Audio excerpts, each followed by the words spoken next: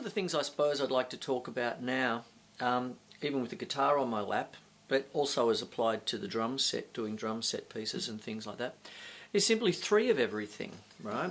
If I'm talking guitar, C, C, C. You see? Right. So what happens is that when you've got 3 of everything, you've got, when it comes to music, you've got voicings, of course. You could have guitarist 1 doing, you'd have guitarist 2,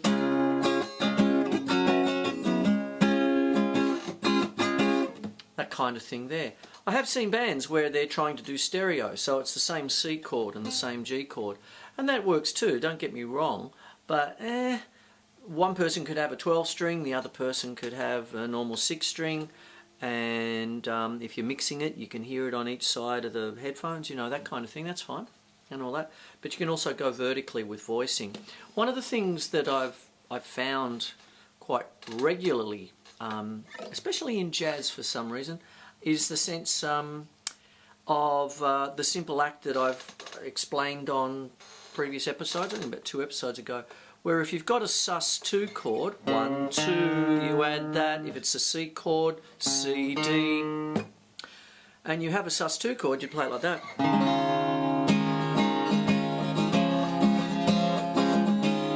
But a lot of guitarists see a sus2 like an add 9. The D is now an octave higher, which is fine, because what happens with that is that it's brighter, it's a little bit higher and all that sort of stuff. But I have heard vocalists saying, can you get rid of that note, it's in my way, it's in my way of, it's in my octave, get out of my octave, you know, that kind of thing. And I've actually had some very interesting conversations, one of course with the late great Alan Zavod. And funnily enough, I hope her ears are burning, Nisha Fitzgibbon. And they were talking about good introductions, giving a singer a good introduction. There's your starting note, that kind of thing. It was quite a funny conversation that happened a long time ago. But I always remember that, what do you look for? Nisha, what do you look for in an introduction? You know, that kind of thing. Well, you know, empathy and all this sort of stuff. So this is something that can be a bit... can be quite useful, you know, sort of thing, just to know that you've got a couple of options, and 3's always good, you know, that kind of thing. Now I've got a guitar in my hand, on my lap, but I'll talk drums. With drums, you've got the 3 basic rudiments. You've got single stroke roll, double stroke roll, paradiddle, and I'm forever seeing drummers, because that is my game first and foremost, get themselves into big trouble because they don't have the proper sticking and all that. On Facebook, I love the London Philharmonic Orchestra page, because they give up little problems like this is what happens with the timpani in Beethoven and all that, and they'll write the sticking. You know, I think it's fantastic. It's a fantastic resource and all this sort of business. And I often see, and even when I'm getting charts, you know, when I'm doing cartoon music and all of this sort of stuff, I've got to play along with Bugs up on the screen, and good old Bugs Bunny going bump bump, and I've got to go bump bump, and I've got to hit the right thing, and sometimes I've got to work out, okay, well a paradiddle will fix that kind of thing.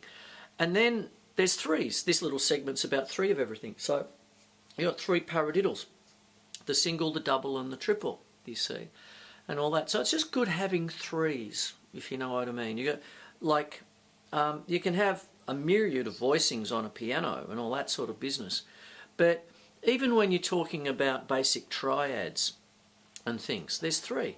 There's root position, there's first inversion and second inversion, you see, and there's that. There's ways of getting out of the singer's way. And in Bill Evans' case, the incredible jazz pianist, he was famous for his altered chords, so he gave room for his bassist, his double bass player in his band, you know, that kind of thing. It just created this other harmony in the day, you know, that kind of thing. So voicings, 3, you know, that kind of thing. Anyway, that's my time up. The phone's ringing.